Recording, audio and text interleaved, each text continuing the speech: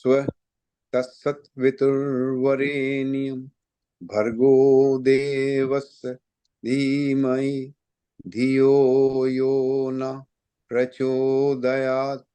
Thank you. अंकित से start कीजिए अपना। धन्यवाद सर। आज की 239वीं वेबिनार में आप सभी का स्वागत है। आप बीकॉम किए हैं VSSD कॉलेज से कानपुर से 1987 में। उसके बाद आपने LLB किया उसी कॉलेज का VSSD कॉलेज कानपुर से 1990 में। इसके बाद आपने बीएड किया 1991 में। इसके अलावा आप bar council of Uttar Pradesh को 7/2/2092 से आप संबंधित हैं।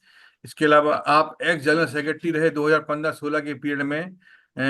ग्रुप डिस्कशन कमेटी के आप सदस्य रहे, चेयरमैन रहे 22-23 में। टेस्ट बार एसोसिएशन कानपुर के को चेयरमैन रहे। Indirect tax study committee circle of Kanpur के 2 बार 2022-23 के बीच में।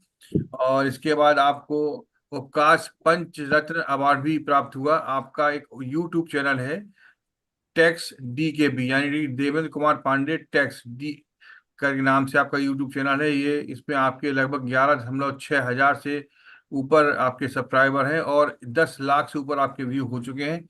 जैसा मैंने आपसे बताया कि आप अनेकों बार हमारे साथ रहे। इसके अलावा आप इनकम टैक्स बार एसोसिएशन जो कानपुर की है उसमें आपने उसके सेमिनार में भी आप बोलते रहते हैं। जब बरेली में भी आपने बोला। इसके अतिरिक्त आपका सबसे प्रिय विषय है GST, और GST के ही आज जो इनकम बजट आया है उस पर जो GST के संबंध में चेंज हुए हैं या जो भी अमेंडमेंट हुए हैं उसके विचार आज हमारे बीच में आप रखेंगे। तो मेरा आपसे निवेदन है कि आप करंट बजट में जो भी GST के संबंधित प्रावधान है उसके विषय में आप हम सबको बताएं। आदरणीय देवेंद्र कुमार पांडे जी।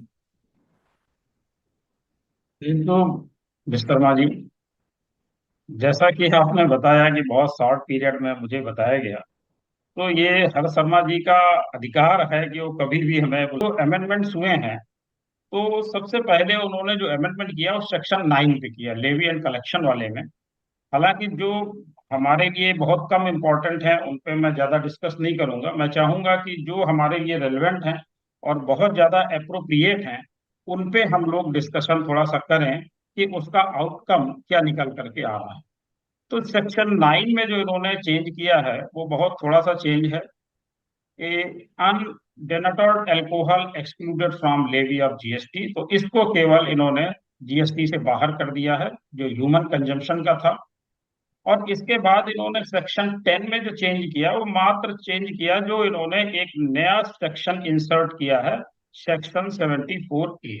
तो उसके बारे में इन्होंने जो कंपोजिशन लेवी का आपका सेक्शन है सेक्शन 10, उसमें ये इंसर्ट था। Section 74 are made applicable to composition D.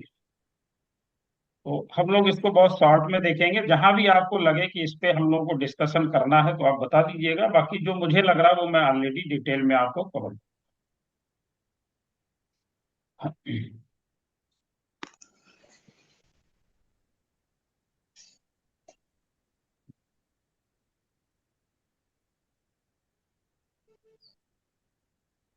एक ये टाइम ऑफ सप्लाई से रिलेटेड जो डेट ऑफ इशुएंस का था कि जो इनवाइसेस हम लोग इशू करते हैं उसके संबंध में था। तो आगे अभी RCM से रिलेटेड डिटेल में आएगा तो हम लोग इसके बारे में डिटेल में चर्चा। हाँ, सेक्शन 16 में जो इन्होंने चेंज किया, new sub section in section 16 है, ये हम लोग जरूर चर्चा करेंगे क्योंकि आजकल जो सबसे ज्यादा रेलिवेंट है वो यही है। तो इसमें इन्होंने जो सब सेक्शन 5 लिया है वो लिया है, notwithstanding anything contained in subsection 4 in respect of an invoice और debit note for supply of goods और services are both pertaining to the financial year 2017-18, 2018-19, 2019-20, and 2020-21. The registered person shall be entitled to take input tax credit in any return under section 39 which is filed up to the 30th day of November 2021. तो ये एक major relief इन्होंने दिया है जिसकी आवश्यकता बहुत ज्यादा थी। हालांकि जो केसेस 2017-18 और 18-19 के हो चुके हैं उनमें तो आपको अपील लेवल पे आप होंगे, लेकिन 2019, 20 और 20, 21 के केसेस में आपको इसका लाभ जरूर मिलेगा। लेकिन एक जो अभी इनिशियली प्रॉब्लम आ रही है वो ये आ रही है कि 2019-20 के केस की जो ड्यू डेट है, जो उन्हें ऑर्डर पास करने की डेट है, वो है 31 अगस्त 2024। और इससे रिलेटेड अभी नोटिफिकेशन नहीं आया है, जिसकी वजह से आप लोगों को वाकई में प्रॉब्लम फेस करनी पड़ रही है। तो इस पे हम लोग जरूर डिस्कस करना चाहेंगे। तो इससे रिलेटेड अगर किसी का कोई क्वेश्चन है तो हम लोग साथ में लेते चलेंगे।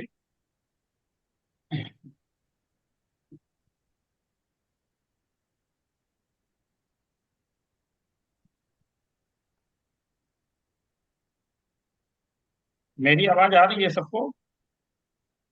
जी आ रही सर। तो इससे रिलेटेड अगर किसी का कोई प्रश्न हो तो हम लोग साथ में लेते चले हर जी। अगर किसी भाई को सवाल हो इससे संबंधित तो हाथों हाथ अपना हैंड रेज करिए, मैं आपको अनम्यूट करने की रिक्वेस्ट करूँ।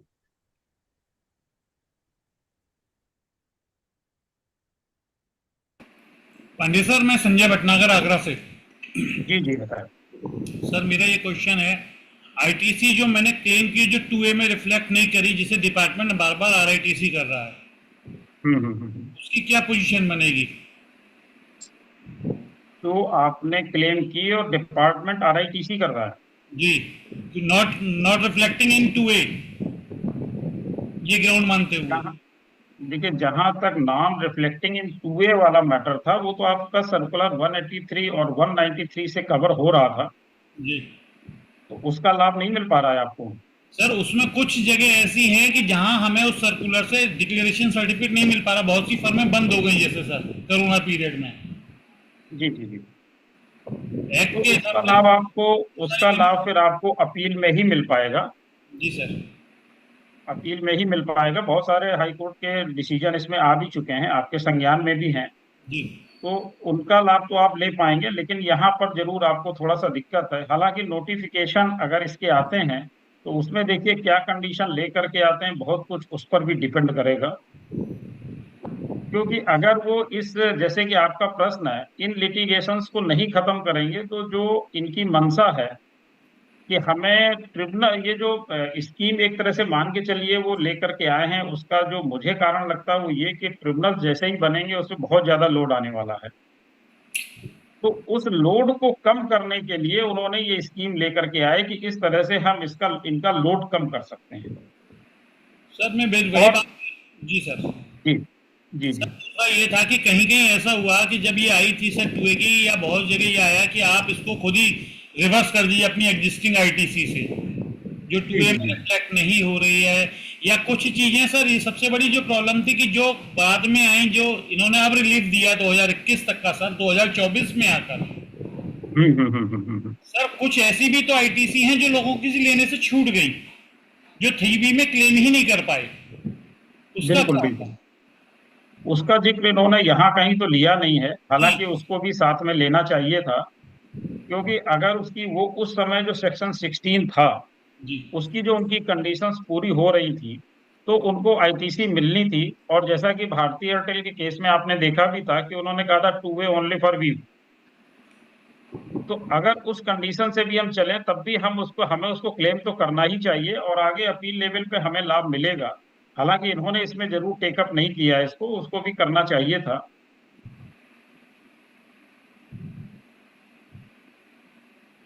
ठीक है सर, थैंक यू।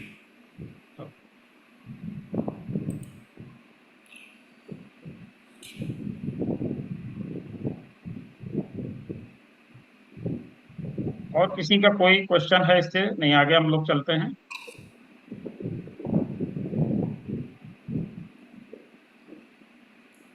सर नहीं है किसी का अच्छा, सर, हम आगे लोगों, चलिए। जी जी जी।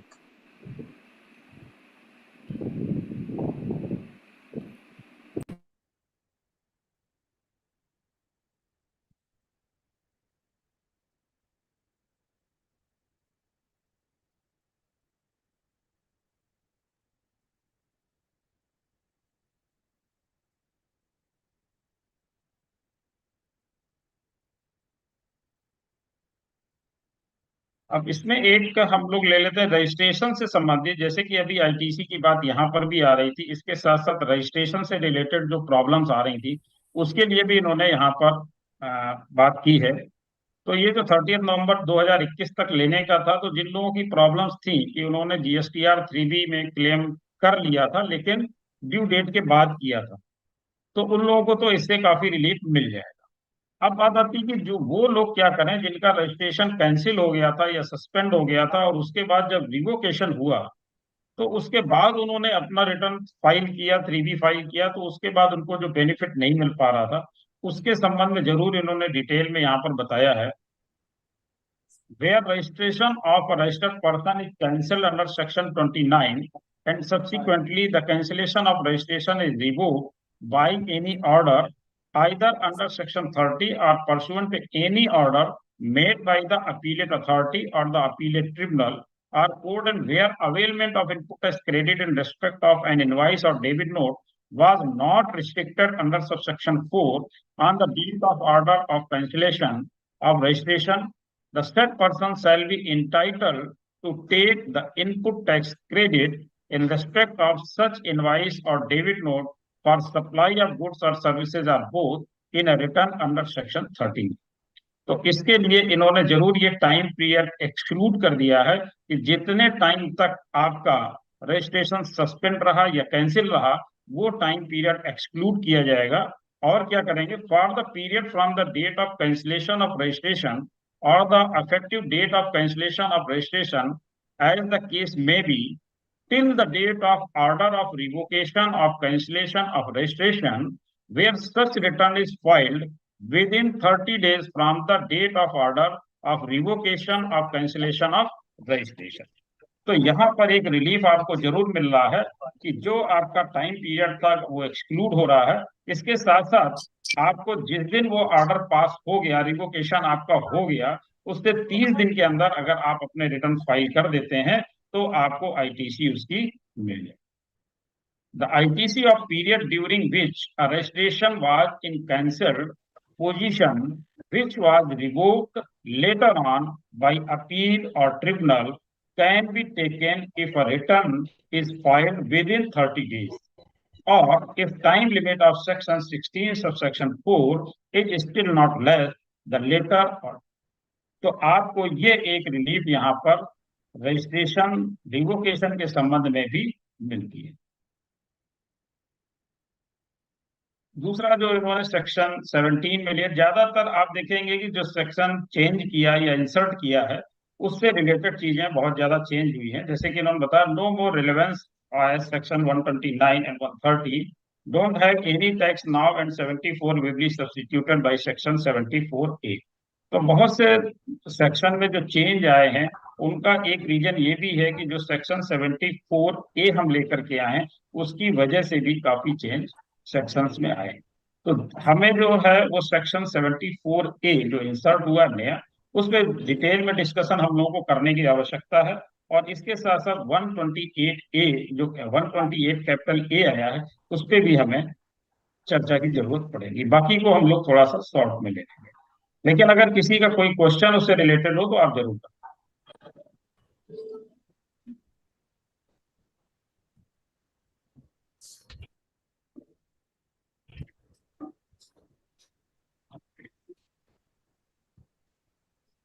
यहाँ पर सेक्शन 31 में जो टैक्स इनवाइस से रिलेटेड इन्होंने चेंज किया, जो आरसीएम की बात मैं कर रहा था, वो ये registered person who is liable to pay tax under subsection 3 और subsection 4 of section 9 said within the period as may be prescribed issue an invoice in respect of goods or services or both received by him from the supplier who is not registered on the date of receipt of goods or services or both।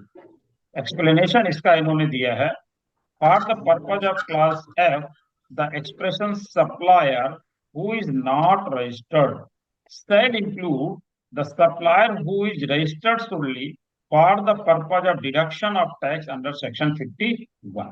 तो यहाँ पर इसके लिए इन्होंने change, बाकी ये section 74A जो exist कर रहा है उसकी वजह से चेंज आया है। फर्निशिंग ऑफ रिटर्न का है।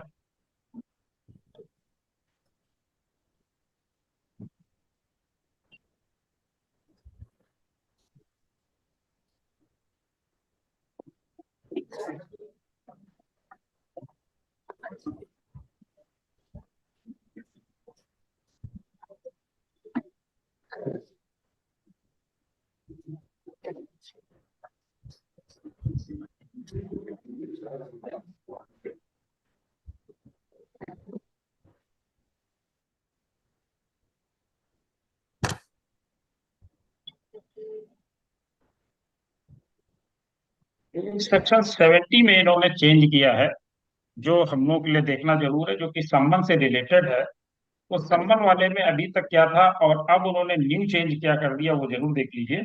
इसमें इन्होंने जो न्यू सेक्शन 1 कैपिटल ए किया, सब सेक्शन 1 कैपिटल ए किया, all persons summoned under subsection 1 shall be bound to attend either in person or by an authorized representative, as such officer may direct, and the person no appearing shall state the truth during examination or make statement or produce such documents and other things as may be required. तो यहाँ पर allow कर दिया है कि allows an authorized representative to appear on behalf of the summoned person.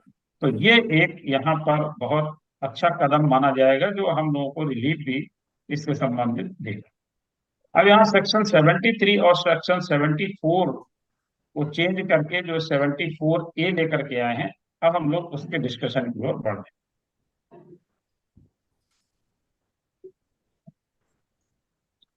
ये आ गया हमारा न्यू सेक्शन 74A। अब 74A में कुछ चीजें लेकर के आए हैं। एक तो 74A में इन्होंने कह दिया कि जो 1000 रुपए से कम का डिस्प्यूटेड टैक्स होगा उसके लिए नोटिस इशू नहीं किया जाएगा। तो उस कंडीशन में ये कब से इफेक्टिव होगा, कुछ आप लोगों से भी हम क्वेश्चन करते चले, जिससे क्योंकि बजट हम लोग ऑलरेडी अभी तक पढ़ भी चुके हैं और सुन भी चुके हैं, तो हम लोगों के दिमाग में भी कितना आ रहा है वो भी थोड़ा सा पता चले कि जो 1000 रुपए से कम की नोटिस की बात इन्होंने की है वो हमारे ऊपर इफेक्टिव कब से। क्या अभी जो नोटिसें आ रहे हैं उसमें भी 1000 रुपए से कम की नोटिस की बात आ रही है?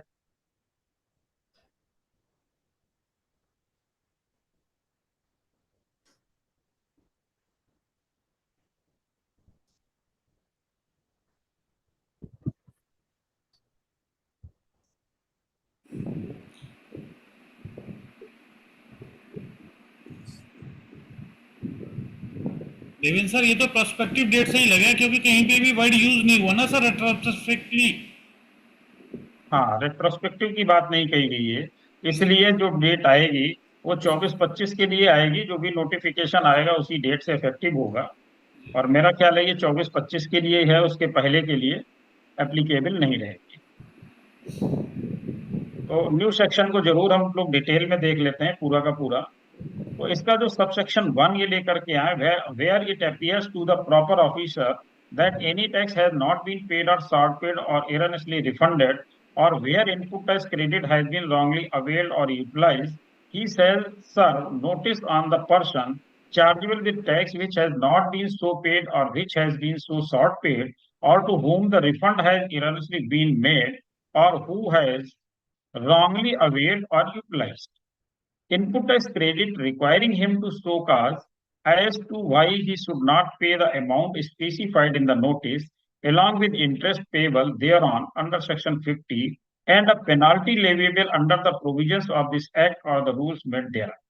तो इसके लिए इन्होंने जो प्रोवाइड किया है वो है, provided that no notice shall be issued if the tax which has not been paid or short paid or erroneously refunded, or where input tax credit has been wrongly availed or utilized in a financial year is less than 1000 rupees. तो जो मैं आपसे पूछ रहा था वो यही है कि अगर साल भर के अंदर का 1000 रुपए से कम का है, रॉन्गली अवेल्ड है या यूटिलाइज भी है, तो उस कंडीशन में ये नोटिस ना देने की बात कर रहा है। क्योंकि 74A वो रेट्रोस्पेक्टिव डेट से नहीं है, क्योंकि 73 और 74 जो आपका इफेक्टिव है वो 2023-24 तक के लिए है, और 24-25 के लिए वो 74A लेकर के आए हैं। तो मेरा ख्याल यही है कि ये 24-25 के लिए है, डेट आपके नोटिफिकेशन के साथ आ जाए। इसका सब सेक्शन 2 अगर हम देखते हैं तो द प्रॉपर ऑफिसर सेल, देखिए इसमें इन्होंने किया क्या है, जो 73 और सेक्शन 74 था दोनों को मर्ज कर दिया है, और जो सेक्शन 73 था और जो सेक्शन 74 था उसकी रेलेवेंसी इधर से खत्म कर दी है। उसको केवल और केवल इन्होंने रखा है 23-24 तक के लिए, और 24-25 से आपका जो भी प्रोसीडिंग्स होगी वो सेक्शन 74A के हिसाब से। इसमें आगे अभी आप देखेंगे कि जो टाइम पीरियड है उसको कैसे इन्होंने घटाया बढ़ाया है, और उस टाइम पीरियड को जो घटाया बढ़ाया है उससे हमें कितना लाभ हो रहा है, हमें लाभ होने वाला है या डिपार्टमेंट को लाभ होने वाला है, वो भी हम लोग देखेंगे। तो यहाँ पर इन्होंने क्या किया, the proper officer shall issue the notice under subsection 1 within 42 months. अब देखिए अभी तक आपने देखा होगा कि जब हम लोग सेक्शन 73 की बात करते थे तो वहां पे 36 मंथ, जब हम सेक्शन 74 की बात करते थे तो 60 मंथ हुआ करता, लेकिन उनको इन्होंने मर्ज कर दिया, और मर्ज करने के बाद एक नया लेकर के आ गए विद इन 42 मंथ्स, यानी 42 मंथ्स का पीरियड इन्होंने ले लिया। तो अगर हम 73 के हिसाब से देखें तो वो टाइम पीरियड बढ़ा दिया गया, और 74 के हिसाब से देखें तो टाइम पीरियड कम कर दिया गया। लेकिन 42 मंथ्स जो है वो डिपार्टमेंट के लिए अच्छा हो गया कि उन्हें दोनों तरह की नोटिस इतने टाइम पीरियड के अंदर देनी है। From the due date for furnishing of annual return for the financial year to which the tax not paid or short paid or input tax credited wrongly availed or utilized relates to or within 42 months from the date of erroneous return. तो dates वगैरह तो already जो हम लोग section 73 में देख रहे हैं तो वही हैं। सब सेक्शन 3 जो इसका लेकर के आया उसमें लाए कि where a notice has been issued for any period under sub section 1, the proper officer may serve a statement containing the details of tax not paid or short paid or erroneously refunded or input tax credited wrongly availed or utilized for such periods other than those covered under subsection 1 on the person chargeable with tax. इसमें भी कोई change नहीं है। The service of such statement shall be deemed to be service of notice on such person under subsection 1 subject to the condition that the ground relied upon for such tax periods other than those covered under subsection 1 are the same as are mentioned in the earlier notice. अब इन्होंने जो यहाँ पर दिया ये दिया subsection 5 में आकर के, यहाँ से हमें इन चीजों को थोड़ा सा ध्यान देना होगा कि कब हमारे ऊपर कितनी पेनाल्टी का प्रोविजन। तो सबसेक्शन 5 में ये बता रहे हैं the penalty in case where any tax which has not been paid or short paid or erroneously refunded or where input tax credit has been wrongly availed or used. तो उस condition में क्या होगा, for any reason other than the reason of fraud, यानी fraud के अलावा अगर रीजन है तब क्या पोजीशन होगी, ऑन एनी विलफुल मिसस्टेटमेंट और suppression of facts to evade tax shall be equivalent to 10% of tax due. कितना होगा, 10% of tax due from such person or 10,000 rupees whichever is high. तो यहाँ पर इन्होंने ये अच्छा कर दिया कि 10% of tax due from such person और 10,000 rupees whichever is high. तो ये है नॉन फ्रॉड केस में। इसके साथ इन्होंने इसका टाइम पीरियड भी जो आपको रिप्लाई देने का था वो भी बढ़ाया, तो वो भी आगे देखते हैं। इसी का क्लास सेकंड में इन्होंने क्या किया, for the reason of fraud और एनी विलफुल मिसस्टेटमेंट और suppression of facts to evade tax shall be equivalent to the tax due from such person, यानी जितना भी अगर फ्रॉड केस है तो जितना टैक्स है उसी के इक्विवेलेंट पेनाल्टी भी रहेगी। अब उसका टाइम पीरियड क्या है, टाइम फ्रेम क्या है वो भी देखेंगे। उसमें इन्होंने ये लिया, the proper officer shall issue the order under subsection 6 within 12 months from the date of issuance of notice specified in subsection 2। तो यहाँ पर एक मेजर डिफरेंस आया, वो डिफरेंस ये आया कि जब हम लोग सेक्शन 73 की ऑर्डर की बात करते थे तो उसके लिए वहां पर प्रेस्क्राइब था कि उनको 3 महीने के अंदर ऑर्डर पास करना होता है। और जब सेक्शन 74 की बात अगर हम करते हैं तो वहां पर प्रेस्क्राइब पीरियड जो ऑर्डर पास करने का था वो 6 मंथ, लेकिन यहाँ पर डिपार्टमेंट ने क्या किया, अब अपने लिए उन्होंने समय ले लिया, सेक्शन 73 की बात करें 74 दोनों मर्ज कर, तो अब इन्होंने दोनों के लिए टाइम कितना ले लिया, 12 मंथ्स। यानी अब उन्हें ऑर्डर पास करने के लिए 3 महीने या 6 महीने की बात नहीं रह गई, अब उनके पास समय हो गया 12 महीने। तो पूरे 12 महीने यहाँ पर मिल जाते हैं, लेकिन अभी हम लोग जब सेक्शन 74A को आगे और देखेंगे तो हमें पता चलेगा कि ये 12 महीने भी क्या उनको पर्याप्त नहीं थे, वो भी आगे देखें। From the date of issuance of notice specified in subsection 2, provided that where the proper officer is not able to issue the order within the specified period, the commissioner or an officer authorized by the commissioner, senior in rank to the proper officer, but not below the rank of joint commissioner of central, may having regard to their sum for delay in issuance of the order under subsection 6 to be recorded in writing before the expiry of the specified period, extend the said period further by a maximum of 6 months। यानी अब उनको समय कितना मिल गया, पहले section 73 में उनको मिल रहा था 3 महीने का, 74 में मिल रहा था 6 महीने। अब उनको वो 3 महीने और 6 महीने हटा करके पूरा का पूरा समय मिल गया 12 महीने का, और 12 महीने में भी अगर वो ऑर्डर पास नहीं कर सकते हैं, नहीं कर पाते हैं, तो उनको समय दोबारा मिल सकता है कमिश्नर के द्वारा, या कम से कम ज्वाइंट कमिश्नर के द्वारा। वो रीजंस को जरूर रिकॉर्ड करेगा कि क्यों उसको समय चाहिए, लेकिन वो फर्दर टाइम 6 मंथ तक का और ले सकता है।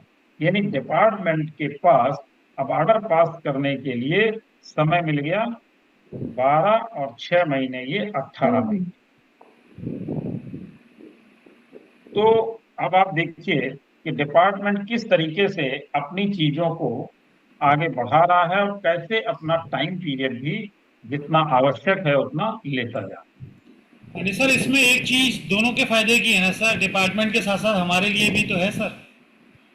जैसे सर हमारे लिए भी है, लेकिन तब ये होता था कि 3 महीने के अंदर उनको ऑर्डर पास करना होता था, लेकिन आप देख रहे होंगे कि कई बार पोजीशन ऐसी आती है कि हमें ऑर्डर चाहिए होता है कि ऑर्डर मिले तो हम आगे प्रोसीड करें, या कई बार हमें अपील जाना होता है लेकिन वो ऑर्डर पास नहीं करते। सर वही बात मैं कहना चाह रहा था सर कि सपोज दैट यदि किसी का लास्ट सेकंड से यानी उन्होंने 6 महीने या 9 महीने में कहते उनका 3 साल का टाइम है, और यदि वो 1 साल में ही रिटर्न वो कर दे, वो नोटिस इशू कर देते थे और हम सबमिट भी करते अपना रिप्लाई, मगर वो अपना ऑर्डर नहीं पास करते थे, वहाँ कोई टाइम लाइन डिसाइड नहीं थी। हाँ, ये एक आपका बिल्कुल सही सोचना है कि जैसे कि अभी भी ये हो रहा है कि उन्होंने 17, 18, 18, 19 की जब नोटिस इशू कर रहे थे उस समय भी वो 21, 22 या 22, 23 की भी नोटिस इशू कर दे रहे थे जी। तो उसमें क्या था कि उन्होंने 17, 18 या 18, 19 का केस तो डिसाइड कर रहे थे, लेकिन 22, 23 की नोटिस इशू करने के बाद उसको ड्रॉप कर रहे, मतलब लिंगर ऑन कर रहे थे, लिंगर ऑन कर देते थे सर। तो वो लिंगर ऑन अभी भी चल रहा, मतलब 2 साल 3 साल होने के बाद भी उन नोटिस में लिंगर ऑन चल रहा। तो उनमें जरूर ये होगा कि इन्हें उस ऑर्डर को पास करना पड़ेगा, अगर वो 12 महीने में नहीं कर पा रहे हैं। 73 के अंदर इनको 3 महीने पहले और 74 में 6 महीने पहले इशू करना था, मगर अब सर इसके हिसाब से तो जो इनको पास टाइम लिमिट है तो 42 में लास्ट दिन तक भी इशू कर सकते हैं, इनके वो टाइम लिमिट तो खत्म हो गई 3 महीने 6 महीने वाली नोटिस। बिल्कुल। यहाँ पर इनको ये भी रिलीफ मिल गया लास्ट डे का, जो जहाँ प्रॉब्लम आती थी कि वो कहते थे अंदर इशू करने होते थे, वो खत्म हो गया। तो महीने के लास्ट दिन तक कर सकते हैं ना सर? बिल्कुल कर सकते हैं। मतलब आप देखिए कि धीरे धीरे वही पोजीशन आ रही है जो पहले कभी वैट वगैरह में या सेल्टेक्स में हुआ करती जी सर।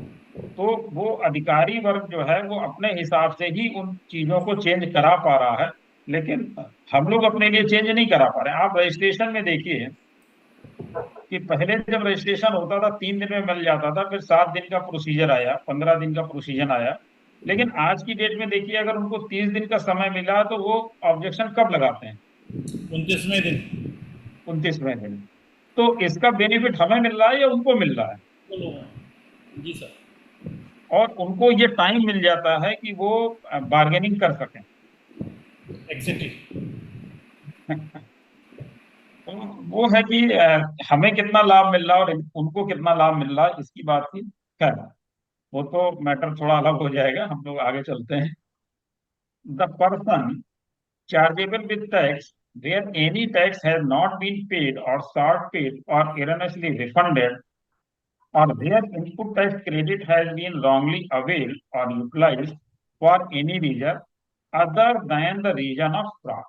अभी हम लोग बात कर रहे थे, उसी को आगे देखते हैं। और any willful misstatement or suppression of facts to evade tax में, अब यहाँ पर बात आ गई क्लास फर्स्ट की। देखें, before service of notice under subsection 1 पे the amount of tax along with interest payable under section 50 of such tax on the basis of his own ascertainment of such tax or the tax as ascertained by the proper officer, and inform the proper officer in writing of such payment, and the proper officer on receipt of such information shall not serve any notice under subsection 1 or the statement under subsection 3 as the case may be in respect of the tax so paid or any penalty payable under the provisions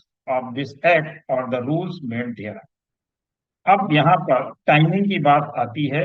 यहाँ पर जरूर हमें एक benefit लगता है जिसका लाभ हमें भी है, और वो क्या है कि जो क्लास सेकंड में दे रहे हैं, पे the set tax along with interest payable under section 50 within 60 days of issue of so cause notice, and on doing so no penalty shall be payable, and all proceedings in respect of the said notice shall be deemed to be concluded। तो अभी तक आपने देखा कि चाहे section 73 की बात करें या सेक्शन 74 की बात करें, दोनों ही कंडीशन में ये था कि हमें जो टाइम मिलता था वो 30 दिन का मिलता था, और 30 दिन के बाद पेनाल्टी प्रोसेस हो जाता था। लेकिन अब हमें ये टाइम जरूर 60 डेज का मिल रहा है, 60 दिन का समय हमें इसमें मिलेगा, जो कि वाकई में स्वागत योग्य है। क्योंकि 30 दिन में ज्यादातर ये होता था कि वो कंक्लूजन नहीं निकल पाता था कि उसको टैक्स देना भी चाहता है या नहीं देना चाहता है। तो अब उसको टाइम कम से कम 30 दिन से बढ़ करके 60 दिन तक का मिल रहा है, तो एक ये उसके फायदे का है। अब यहाँ पर सब सेक्शन 9 की बात करें, the person chargeable with tax where any tax has not been paid और शॉर्ट पेड और एरनसली रिफंडेड, और where input tax credit has been wrongly availed और utilised by reason of fraud.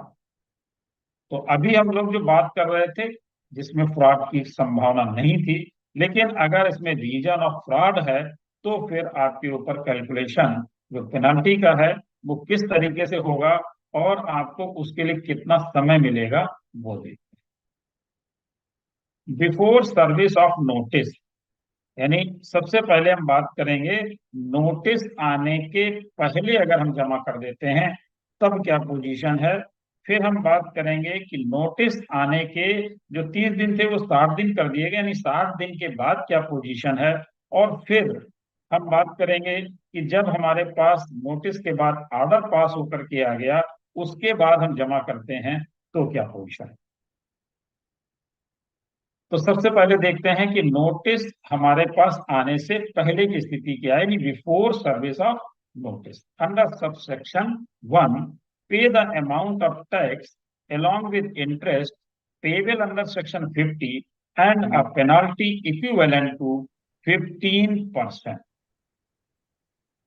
यानी notice आने के पहले अगर हम जमा कर देते हैं, जो रीजन ऑफ फ्रॉड की बात कर रहा हूं उसमें, तो आपने अगर टैक्स जमा कर दिया, इंटरेस्ट जमा कर दिया और साथ में 15% पेनाल्टी जमा कर दी, तो फिर आपका वहीं से केस डीम्ड हो जाए। of such tax on the basis of his own ascertainment of such tax or the tax as ascertained by the proper officer and inform the proper officer in writing of such payment. देखिए, जो भी payment हम करेंगे उसके बाद in writing हमें proper officer को inform करना है, पहले भी था और अभी भी है. And the proper officer on receipt of such information shall not serve any notice under subsection 1. अगर आपने इतनी रिक्वायरमेंट फुलफिल कर दी कि टैक्स जमा कर दिया, इंटरेस्ट जमा कर दिया और 15% पेनल्टी जमा कर दी, तो फिर उसको नोटिस इशू नहीं करता. In respect of the tax to paid or any penalty payable under the provisions of this act or the rules made there. अब क्लास 2 देखते हैं. पे the set tax along with interest payable under section 50 and a penalty equivalent to 25%. तो अब penalty हमारी कितनी हो गई नोटिस के बाद? 25%. पे the set tax along with interest payable under section 50 and a penalty equivalent to 25% of such tax within 60 days of issue of the notice. तो पहले हमने बात की थी कि अगर नोटिस इशू होने के पहले फ्रॉड के केस में क्या करना है, हमें टैक्स इंटरेस्ट और 15% पेनाल्टी देनी थी. लेकिन अगर डिपार्टमेंट की तरफ से नोटिस इशू हो गई है तो नोटिस इशू होने के 60 दिन के अंदर अगर हम अपना टैक्स, इंटरेस्ट और 25% पेनाल्टी जमा कर देते हैं तो फिर हमें नोटिस आगे इशू होने की गुंजाइश नहीं है. डिपार्टमेंट को नोटिस इशू नहीं करना है, उसको वहीं पर डीम्ड कंक्लूड कर देना. तो दो कंडीशन हो गई, एक नोटिस इशू होने के पहले की, दूसरी हो गई नोटिस इशू होने के 60 दिन के अंदर की. यानी 60 दिन तक अगर हम ये जमा कर देते हैं तो हमें ये बेनिफिट मिलेगा. अब हम बात करते हैं नोटिस के 60 दिन के अंदर हमने नहीं किया, हो जाता है. Pay the tax along with interest payable thereon under section 50 and a penalty equivalent to 50% of such tax within 60 days of communication of the order. अब बात आ गई कि नोटिस के बाद ऑर्डर हो गया और ऑर्डर होने के बाद अगर हम 60 दिन के अंदर टैक्स, इंटरेस्ट और उसके साथ साथ 50% पेनाल्टी जमा कर देते हैं तब भी वो डीम्ड कंक्लूड हो जाएगा. And on doing so all proceedings in respect of the said notice shall be deemed to be concluded. तो ये 3 ऑप्शन आपको मिल गए. एक पहला ये कि अगर आपने नोटिस आने के पहले आपकी जानकारी में आ गया और आपने उसको 15% पेनाल्टी के साथ यानी टैक्स, इंटरेस्ट और 15% पेनाल्टी के साथ जमा कर दिया. दूसरा कंडीशन हो गई कि डिपार्टमेंट ने आपको नोटिस दी, नोटिस देने के 60 दिन के अंदर आपने जो ड्यू टैक्स है वो प्लस इंटरेस्ट और 25% पेनाल्टी जमा कर दी तो भी आपका वो कंक्लूड हो जाएगा. तीसरा कंडीशन आपको मिला कि अगर आपका नोटिस के बाद ऑर्डर पास हो गया और ऑर्डर पास होने के 60 दिन के अंदर अगर आप ड्यू टैक्स, इंटरेस्ट और 50% पेनाल्टी जमा कर देते हैं तो भी आपका ये कंक्लूड हो जाएगा. Where the proper officer is of the opinion that the amount paid under class 1 of subsection 8 or class 1 of subsection 9 falls short of the amount actually payable, he shall proceed to issue the notice as provided for in subsection 1 in respect of such amount which falls short of the amount actually paid. अब इसका जो subsection 11 है उसमें इन्होंने not with standing का प्रयोग किया. यानी not with standing anything contained in class 1 और class 2 of subsection 8 penalty under class 1 of subsection 5 shall be payable where any amount of self-assessed tax or any amount collected as tax has not been paid within a period of 30 days from the due date of payment of such tax. तो जो आपका self assess tax है, जैसा कि आप देखते थे कि 3B और GSTR 1 का जो डिफरेंस आ जाता था, तो अगर हमने GSTR 1 में जो फिगर डाली है और 3B में उससे कम डाली है, तो सेल्फ असेस टैक्स का जो डिफरेंस आ जाता था उसकी बात कर रहे हैं। या आपने कलेक्शन कर लिया है और उसको ड्यू डेट के 30 डेज तक नहीं जमा करते हैं, तो भी आपके ऊपर पेनल्टी प्रोसीडिंग्स होगी। सबसेक्शन 12 की बात करें, the provisions of this section shall be applicable for determination of tax pertaining to the financial year 2024-25 onwards. तो जो हमारा ये सेक्शन 74A है, इसकी एप्लीकेबिलिटी की बात अगर करें तो ये बोल रहे हैं कि फाइनेंशियल ईयर 2024-25 ऑनवर्ड्स ये लागू होगा, और इससे पहले आपका सेक्शन 73 और 74 जैसे कि एप्लीकेबल था उस तरह से रहे।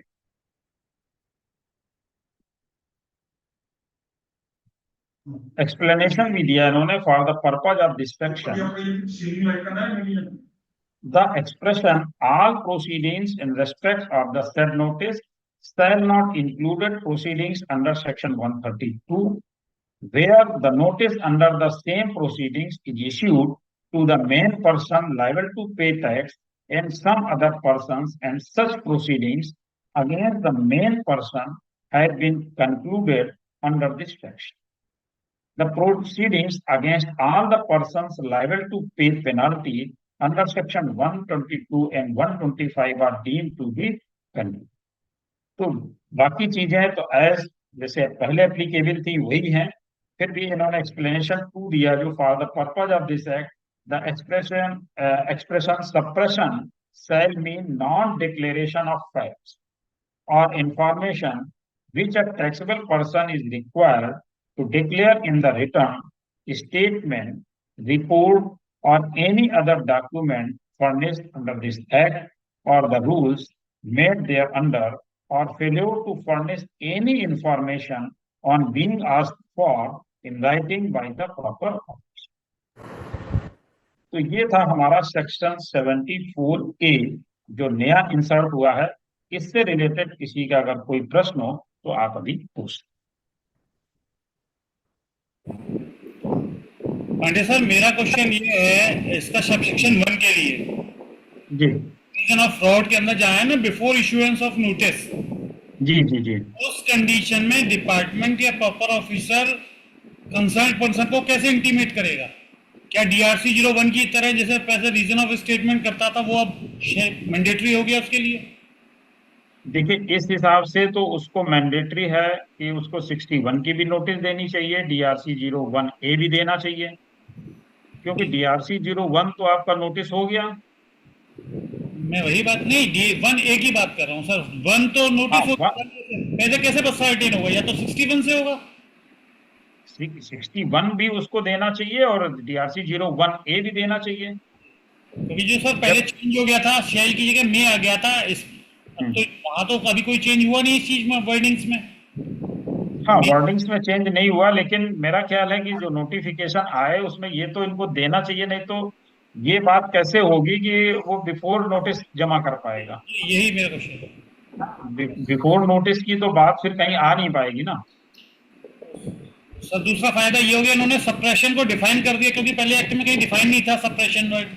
हाँ, पहले बिल्कुल बिल्कुल वो पर्पस जो था कि कहीं भी कुछ चीज को ले लेते थे, कुछ भी मान लेते थे सप्रेशन ऑफ फैक्ट को, वो यहाँ पे डिफाइन कर दिया अब इन्होंने। वो डिफाइन कर दिया, बिल्कुल बिल्कुल। जी सर, इसको ऑर्डर करने का टाइम पीरियड क्या दिया है? 42 मंथ, 12 महीने नोटिस से।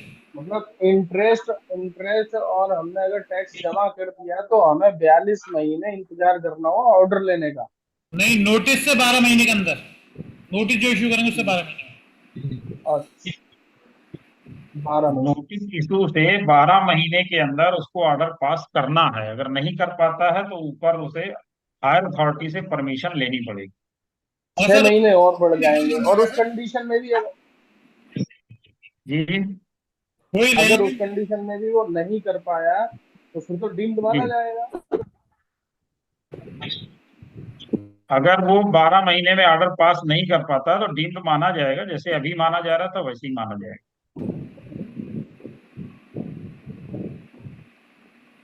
सर जी सर इसमें ये जो फ्रॉड और विलफुल स्टेटमेंट के लिए आएगा जब नोटिस है, तो मेंशन करके आएगा ना सर इसमें?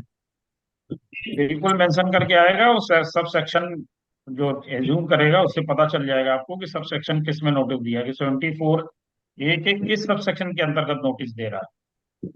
तो फिर सर ये जो फ्रॉड के केस को उनको बर्डन ऑफ प्रूफ किसका रहेगा सर? देखिए, बर्डन ऑफ ऑफिसर प्रूफ तो का? आपके ऊपर ही है। सर वहां तो ये था कि उनको ऑफिसर्स को ही बर्डन ऑफ प्रूफ रहता था कि वो बताए कि ये किस तरीके से नहीं, फ्रॉड है। वो तो उसे नहीं, वो तो उसे नोटिस में रीजंस जो है वो डालने हैं कि वो कैसे जी एज्यूम कर रहा है कि ये रीजन ऑफ फ्रॉड जो है वो उसको देना है। पहले जी पहले वो नोटिस में रीजन ऑफ फ्रॉड देगा।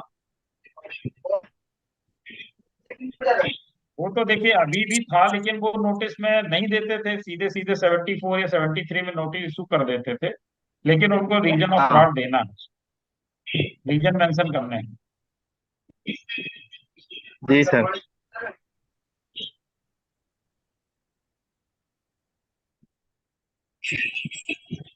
आगे जो ये 74 ए का इम्पैक्ट जिन जिन सेक्शंस में आ रहा है उनके बारे में इन्होंने दिया है। इसके बाद हम लोग सीधे आते हैं 128 ए में। पांडे सर, जी जी जी पांडे सर, ये जो 74 ए लाए हैं, जी 73 74 को मर्ज करके ये अपनी खामियों को छिपाने के लिए लाए। अब हम अगर उनको पहले 74 में अगर कोई नोटिस देते थे तो उनको बर्डन ऑफ प्रूफ डिपार्टमेंट के ऊपर था कि क्यों वो 74 में ले आए। जब इन्होंने 74 ए ले आए तो ये कंडीशन समाप्त हो गई, और जब जवाब दे दूंगा तब वो डिसाइड करेंगे कि ये 73 में जाने लायक है कि 74 में जाने लायक है। इसीलिए तो उन्होंने मर्ज किया दोनों को। इसीलिए तो मर्ज उसने किया, नोटिस मतलब ये डिपार्टमेंट अपने फेवर के लिए, अपनी कमियों को छिपाने के लिए उसने इसको लिया। जी जी मैंने अपना सबमिशन देने से पहले सबसे पहले यही बोला था कि आप अब ये देखिएगा कि जो ये चेंज आए हैं ये हमारे लिए कितने फायदेमंद है और डिपार्टमेंट के लिए कितना फायदेमंद है।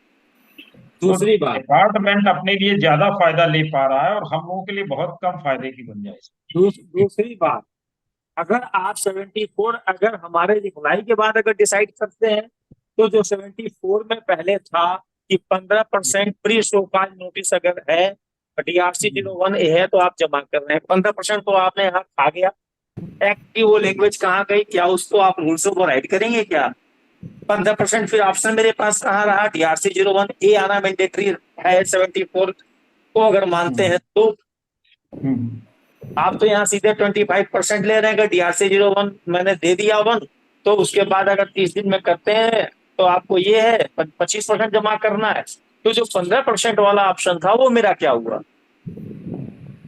बिल्कुल बिल्कुल, अभी भटनागर जी का भी यही प्रश्न था कि वो हमें पता कैसे चलेगा। तो उसके लिए जब तक सेक्शन 61 का नोटिस या DRC 01 ए वो नहीं देंगे तब तक आपको उसका लाभ नहीं मिल पाएगा। तो ऐसे अब ये केसेस आप में बहुत ज्यादा मतलब हमको लग रहा है कि अपीलें और हाईकोर्ट के केसेस पैदा होंगे। ये लिटिगेशन को बढ़ा रहे हैं इसको ला करके।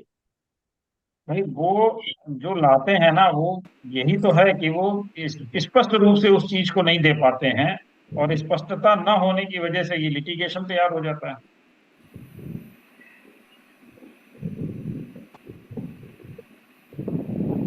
देखिए अभी नोटिफिकेशन अवेटेड है, नोटिफिकेशन आते हैं तो क्यों ये लेट कर रहे हैं, कितना क्या उसमें चेंज करेंगे डिपेंड करेगा उस पर।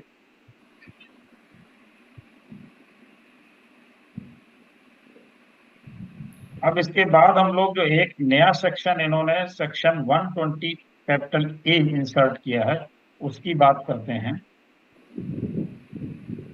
Notwithstanding anything to the contrary contained in this act, where any amount of tax is payable by a person chargeable with tax in accordance with a notice issued under subsection 1 of section 73 or a statement issued under subsection 3 of section 73, and where no order under subsection 9 of section 73 has been issued.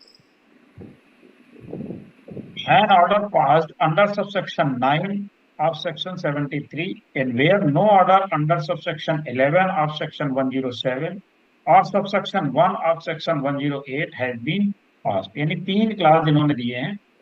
तीसरा है an order passed under subsection 11 of section 107 or subsection 1 of section 108, and where no order under subsection 1 of section 113 has been passed. तो इन्होंने 3 class यहाँ पर दे दिए। Class ए कि अगर आप नोटिस की स्थिति में हैं तो, अगर आपका ऑर्डर पास हो गया है तो, और तीसरा दे दिया कि अगर आप अपीलेट अथॉरिटी के पास हैं, फर्स्ट अपील या ट्रिब्यूनल में हैं, तो आपकी कंडीशन क्या रहेगी, यानी आपको तीनों जगह पर लाभ मिल जाएगा। अब इसको आगे इन्होंने क्या करा कि pertaining to the period from 1 July 2017 to 31 March 2020 का पीरियड इन्होंने इसके लिए सेलेक्ट किया। और part thereof and the said person pays the full amount of tax payable as per the notice or statement or the order referred to in class A, class B or class C, as the case may be, on or before the date as may be notified by the government on the recommendation of the council. No interest under section 50 and penalty under this act shall be payable, and all the proceedings in respect of the said notice. आपको इन तीनों condition पे, ये तीनों class पे इन्होंने relief दे दिया कि आपको इंटरेस्ट और पेनाल्टी वेव कर दी जाए। इसके आगे ये बात करते हैं, और ऑर्डर और स्टेटमेंट एज द केस में B shall be deemed to be concluded, subject to such conditions as may be prescribed. Conditions क्या-क्या हैं?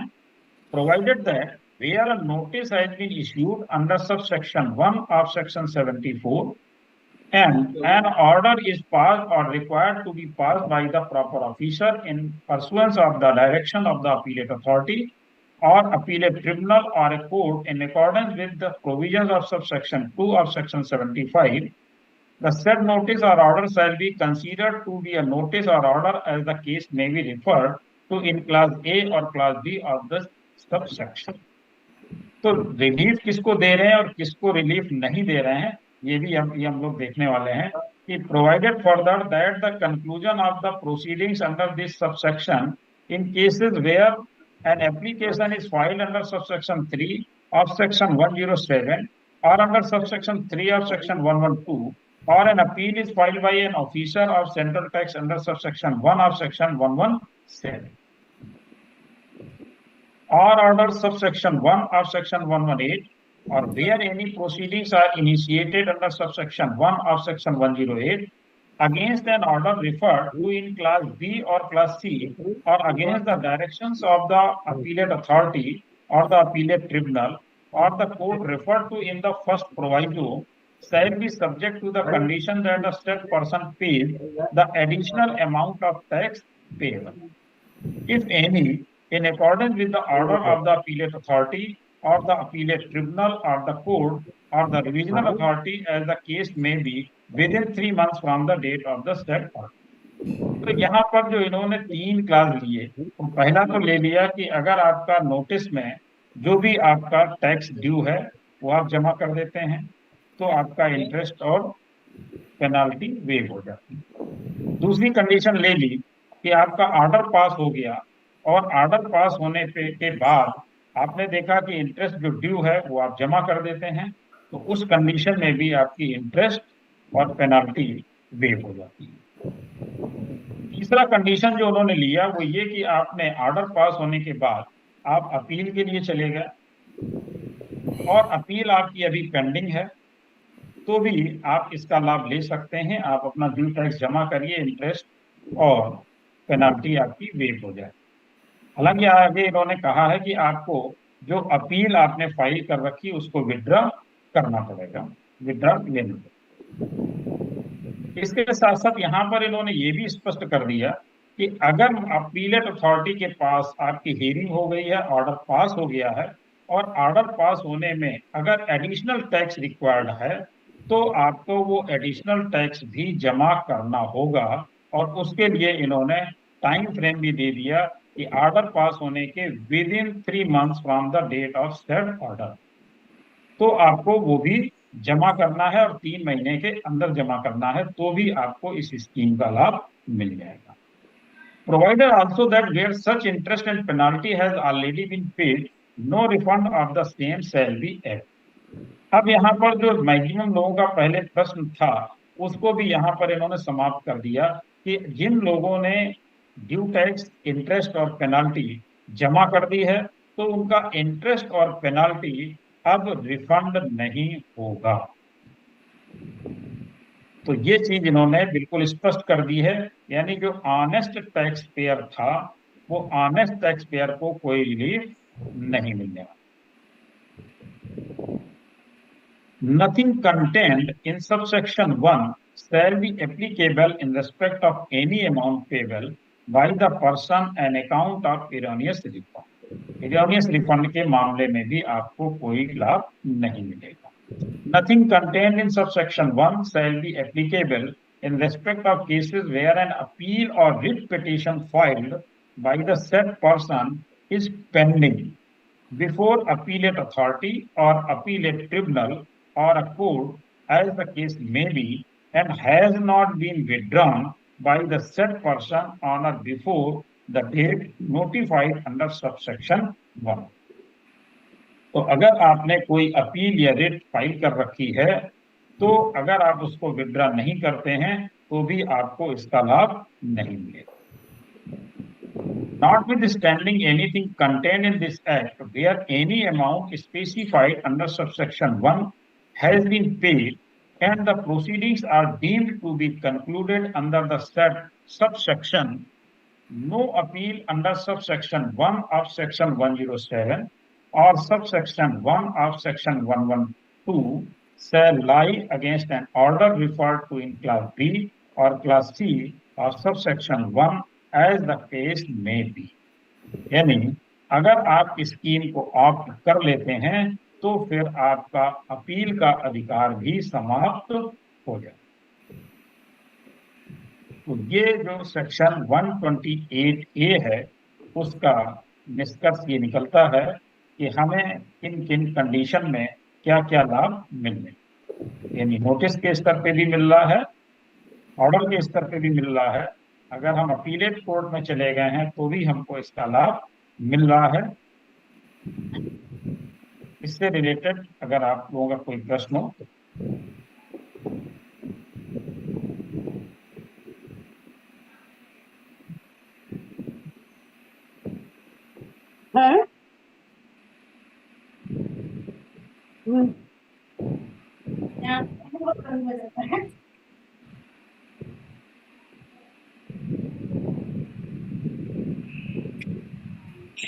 हेलो हेलो मैडम बोलिए।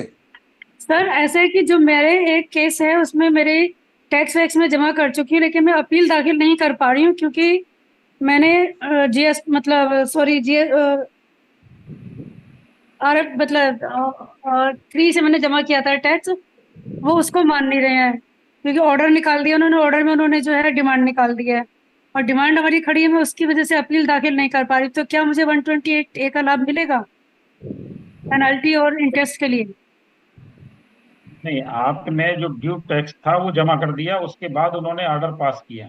ड्यू टैक्स मैंने जमा किया था उससे मैं दिमाग से निकल 3 से जमा किया था मैंने, DRC 03 से जमा किया DRC 03 से जमा किया था और जो डिमांड निकली मैं DRC 03 से भी जमा कर दी और मैंने उसमें भी एडजस्टमेंट कर दिया, जो मेरा टैक्स पड़ा था उसमें कैश लेजर में उससे भी मैंने एडजस्टमेंट कर दिया। बट एक मेरा टैक्स रह रहा है IGST का, उसकी वजह से मैं अपील नहीं कर पा रही हूँ। हाँ, मतलब आपका आईजीएसटी आपने पे नहीं किया है, बाकी नहीं, सीजीएसटी आईजीएसटी और सर मैंने पे कर दिया, और मुझे मतलब 3 कर दिया मैंने। 3 नहीं, से आपने वो उसका लाभ हमको नहीं मिल रहा ना। 3 से मैं आईजीएसटी जमा कर चुकी हूँ, वो वहाँ पे डिमांड में अभी भी खड़ा हुआ है। और अच्छा अच्छा। एसडीएसटी जीजीएसटी मैंने जमा कर दिया डीआरसी 03 से। जी जी जी। सारा टैक्स में डीआरसी 03 से जमा कर चुकी हूँ, और आईजीएसटी में एडजस्टमेंट से भी कर चुकी हूँ, बट डीआरसी 03 से जो मैंने जमा किया है उसकी वजह से समझ पा रहा है। लेकिन आपको मैं अपील अपील जाने कर के लिए अगर ड्यू टैक्स है तभी तो आपको प्री डिपॉजिट देना है, अगर ड्यू टैक्स नहीं है तो प्री डिपॉजिट तो आपको देना नहीं है। ड्यू टैक्स उनकी डिमांड में खड़ा हुआ है ना, मैंने डीआरसी 03 से जमा किया, उसका लाभ नहीं दिया उन्होंने, अच्छा, वो उसको डिमांड उसको निकाल दी उन्होंने, उन्होंने। जी जी, उन्होंने सेट ऑफ नहीं किया है उसको। जी जी सर जी। आपके लिए ऑप्शन वो एक अभी ये कहते है कि कि फ्री जो आएगा उससे सट्टा। ऐसा है मैडम कि जो आपने डीआरसी 03 से जमा किया है उसके लिए एक नया फॉर्म आ गया डीआरसी 03A। जी सर। ठीक है, तो डीआरसी 03A से आप उसको जो है चेंज कर सकती हैं, जहां ले जाना चाहें, कैश लेजर में ले जाना चाहें तो वहां पे ले जा सकती हैं। तो सर ये हो गया नोटिफाई? हाँ, नोटिफाई हो गया, डीआरसी 03A नोटिफाई हो गया। ठीक है सर, थैंक यू। करती हूँ सर उसी से फिर अपील दाखिल करती हूँ फिर, बिल्कुल। क्योंकि अपील दाखिल किए बिना 128A का लाभ हमको शायद मिलेगा नहीं। नहीं, अभी तो उसका खैर नोटिफिकेशन नहीं आया है, लेकिन अगर ड्यू टाइम पे आपका अपील है तो आप फाइल कर लीजिए, ज्यादा अच्छा है, क्योंकि जी आपके सर। पास विड्रा करने का ऑप्शन तो रहेगा ही। जी sir, thank you sir. Sir Pandey sir, जी जी, बताइए।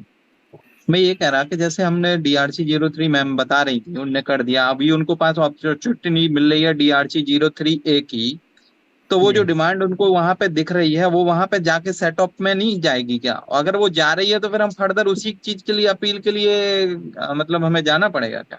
वो ये अगर हो सकता है ना नहीं, सर कि सेट ऑफ में अगर नहीं जा रही है तो आपके लिए जिनका सेट ऑफ में नहीं जा रहा उन्हीं के लिए डीआरसी 03A आया है। नहीं, तो अब जीआरसी 03 फाइल करने के बाद तो उन्हें वो ऑफिसर्स को दिखने लगेगा ना कि हाँ ये उसी के अगेंस्ट में जीआरसी 03 मतलब जो भरा था वो अब इनने बिल्कुल। कन्वर्ट कर दिया जीआरसी 03 ऐसे कि वो डिमांड वहीं पे है, उसी नहीं के तो लिए आप मतलब फिर, पे की गई है। नहीं, उसके लिए आप 161 में जा सकते हैं। हाँ, तो हम मतलब हमारा कहने का मतलब ये है कि कुछ इस तरीके से जब ये लाए हैं तो वहां तक अपील की प्रोसीजर फिर क्यों जाना, जब शॉर्टकट ही उनने दे दिया हमें डीआरसी 03A, तो यहाँ से ही कुछ होना चाहिए ना सर, मतलब कि या तो देखिए, 161 हम जी, देंगे वो वहां पे 161 तो तो आपके पास अभी भी 10,000 ऑप्शन है। की जो पेनल्टी है उसके लिए तो मैं अपील में जाना पड़ेगा ना, 30, 20 नहीं, एंड तो वो 10, तो 10। आप मैम वो तो आप पहले ही जमा कर चुके थे ना, सिर्फ डीआरसी 03 आपसे भूल बस हो गया था, ठीक है ना, वो तो आप पहले नहीं, कर शुरू में चुके थे ना। मालूम ही नहीं था किसी को, डीआरसी 03 से ही जमा करते थे जो हमारा ड्यू टैक्स तो होता था। इसीलिए तो मैं यही तो कह रहा हूँ कि अब वो पेनाल्टी का भी ऑप्शन उनको सेट ऑफ करना चाहिए ना, क्योंकि ये तो हमारे उससे टाइम पीरियड से पहले आपने डीआरसी 03 कर दिया, उसको एक कन्वर्टर के लिए डीआरसी 03 ये लाए हैं, तो उनका मतलब यही है कि वो प्रोसीजर जो वहां तक आप लेके जाना चाह रहे थे अपील तक, वो खत्म कर दी जाए और यहाँ पे ये सेटलमेंट बैठा दिया जाए कि ये डिमांड बस जो पे की गई है। सत्येंद्र बस जी, जो कंडीशन इन्होंने लगाई 128A में कि अगर हम अपील में गए हैं, अगर हम ऐसे गए हैं तो हमको लाभ मिलेगा, तो उस लाभ को लेने के लिए हमें अपील में जाना पड़ेगा, फिर अपील विड्रॉ करनी पड़ेगी। नहीं, आप ये तो देखिए पहले कि वो डीआरसी 03 था जो वो पहले ही जी डिपॉजिट हो गया था ना आपके with in time period, tax पे हो नहीं, गया था ना, बाद में 30 किया डेज के हमने। बाद हुआ है, जी जी 30 डेज के बाद हुआ है ना। अच्छा 30 डेज के बाद हुआ है। जी जी, फिर देखना पड़ेगा थोड़ा। नहीं जी सत्येंद्र सर। जी, डीआरसी 03A जो लाए हैं सर वो उसी लिए लाए हैं कि पहले कोई मैकेनिज्म नहीं था प्रॉपर ऑफिसर के पास। जी जी, मैं वही कह रहा हूँ सर। जो 3 आयात से जमा हो चुका है उसको अब ये इसके डीआरसी 03 के थ्रू एडजस्ट करेंगे, मैम डीआरसी 03 से भर देंगी, उसी अमाउंट को दिखा देंगे एज ए वो। हाँ, पर वो अभी ये कह रही हैं सर कि वो 10,000 रुपीज की पेनल्टी आ गई है ना, उसके लिए जो अभी 128 नोटिफाई नहीं हुआ है, तो अब उसके बीच में वो नोटिफाई अगर होता है और वो ये आता है कि जब अपील में आप जाओगे तब वो छूटेगा, जी ठीक है, तब ये दिक्कत हो रही है ना मैम पेनल्टी की। करना पड़ेगा, उससे पहले आ जाएगा ये, देखिए अगले महीने तक आ जाएगा ये। हाँ, ये आ तो जाएगा ही सर एक्ट में, बजट हम में इस तो तरीके से नोटिफाइड डाल हो के। गया, जैसे ही बजट को कंसेंट मिल जाएगी प्रेसिडेंट की। नहीं, या तो आउटराइट 12080 की कंडीशन ये होगी, जिन्होंने टैक्स जमा कर दिया उनका वेवर हो ही जाएगा, तब तो ठीक है, तब तो सबके लिए लाभदायक है। मैम शैलजा मैम सबके नहीं तो लिए, मगर ये है कि जिन्होंने जमा कर दिया उनको रिफंड नहीं मिलेगा। टैक्स प्लस इंटरेस्ट जो जमा कर चुके ऑलरेडी, वो रिफंड नहीं होगा। अगर आप अपील के लिए प्री डिपॉजिट में आपको यूज करना है तो आप GSTR 3A का प्रयोग कर सकती हैं, उससे आपका प्री डिपॉजिट हो जाएगा। जी जी बिल्कुल। Thank you sir, thank you.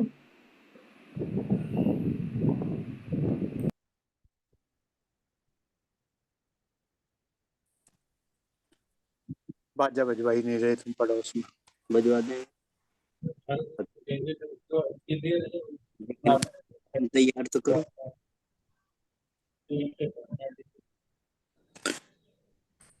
बस ये है पुराना यार।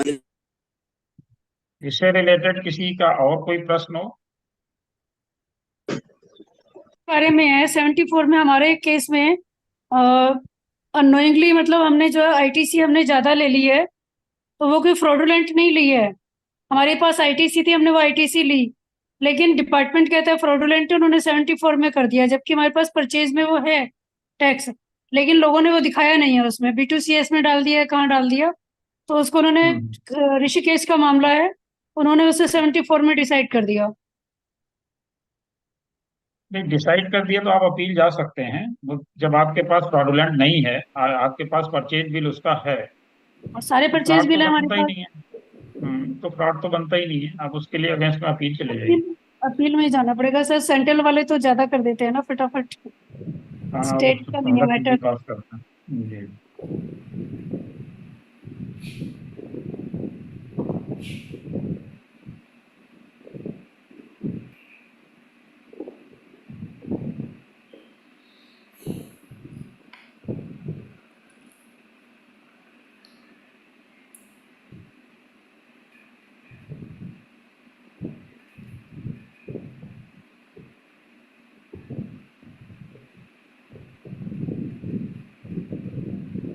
मेरा ख्याल है बहुत किसी का कोई प्रश्न नहीं है अर्जी, तो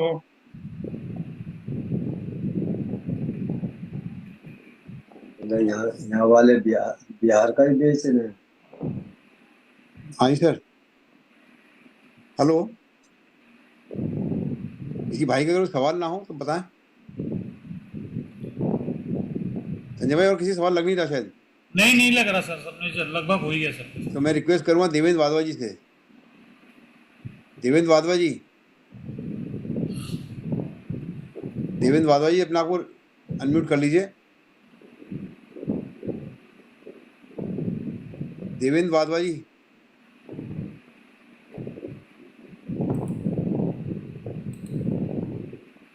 देवेंद्र वाधवा साहब, देवेंद्र वाधवा साहब, अपने आप को अनम्यूट कर लीजिए। देवेंद्र वाधवा जी,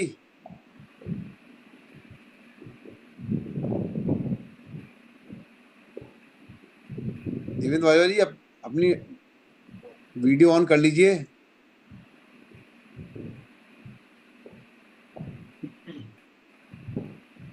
देवेंद्र वाधवा जी,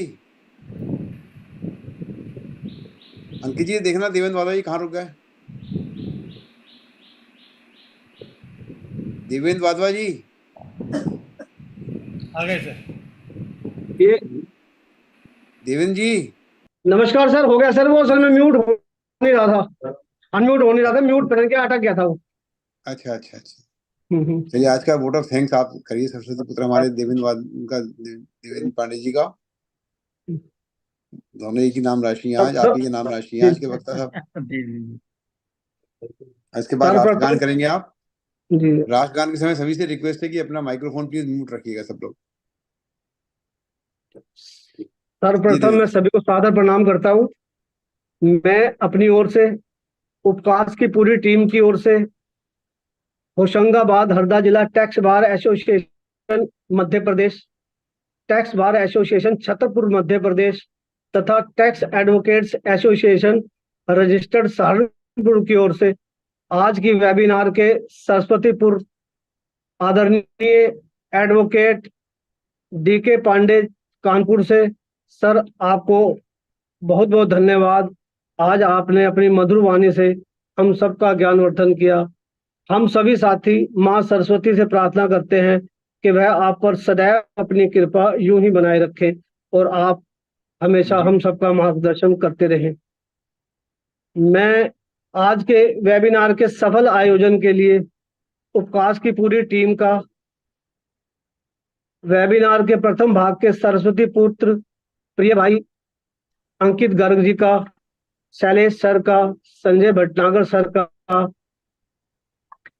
महामंत्री उपकाश श्री प्रेम सुंदर उपाध्याय जी का, महामंत्री होशंगाबाद हरदा जिला टैक्स बार एसोसिएशन श्री प्रतीक अग्रवाल जी का, महामंत्री tax bar association Chhatarpur Madhya Pradesh Shri Ravinder खरे जी का, तथा सभी उपस्थित साथियों का भी धन्यवाद देता हूं। सर विधि वाणी के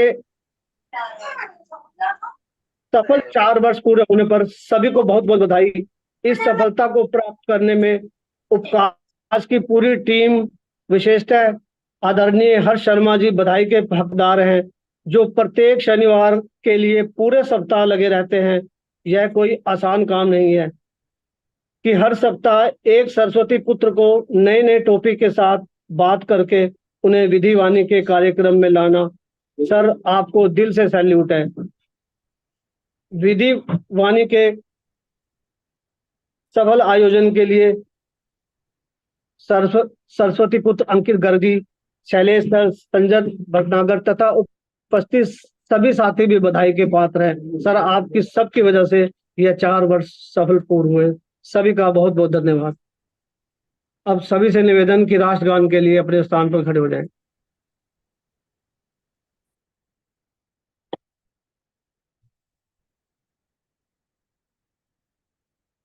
जन गण मन अधिनायक जय हे भारत भाग्य विधाता। पंजाब सिंध गुजरात मराठा द्राविड़ उत्कल बंगा सिंध हिमाचल यमुना गंगा उच्छल जलधिधर। तब शुभ नामे जागे तब शुभ आशीष मांगे। गाहे तब जय गाथा जन गण मंगल दायक जय हे भारत भाग्य विधाता। जय हे जय हे जय हे जय जय जय जय हे। भारत माता की जय। Thank you very much everyone. सभी डेलीगेट्स का बहुत बहुत हार्दिक स्वागत है। इवन मेरे सरस्वती पुत्र श्री देवेंद्र पांडे जी का, जिन्होंने आज इसने कष्ट में समय में, जिससे अर्जेंसी में हमें समय दिया, पढ़ाया हमको आज। उससे विजेता सर की पता लगती है कि सर वास्तव में सरस्वती पुत्र हैं। टॉपिक भी बताया अभी सुबह ही, और सर एकदम से आपने हाँ कर ली और हमारा आज का क्लास को आशीर्वाद दिया। सर बहुत बहुत धन्यवाद आपका sir. Thank you very much sir. अगले सप्ताह फिर आप सबसे मुलाकात होगी नए टॉपिक के साथ, नए गुरु के साथ। तब तक के लिए बाय बाय, गुड नाइट। धन्यवाद सर। किसी कोई और टॉपिक? बहुत बहुत धन्यवाद। आपके लिए भी बहुत बहुत धन्यवाद, आपने दोबारा सूचनाएं दी। नहीं सर, मेरा धन्यवाद किस बात का, मैं तो सेवक हूँ आप लोगों का। मेरा धन्यवाद थोड़ी, धन्यवाद दीजिए ईश्वर का, सरस्वती पुत्रों का, जो से हम आशीर्वाद देते हैं, पढ़ाने के लिए आते हैं। कैंसिल हो जाने के बाद भी जो है आपने समय देके फिर रेडी कराना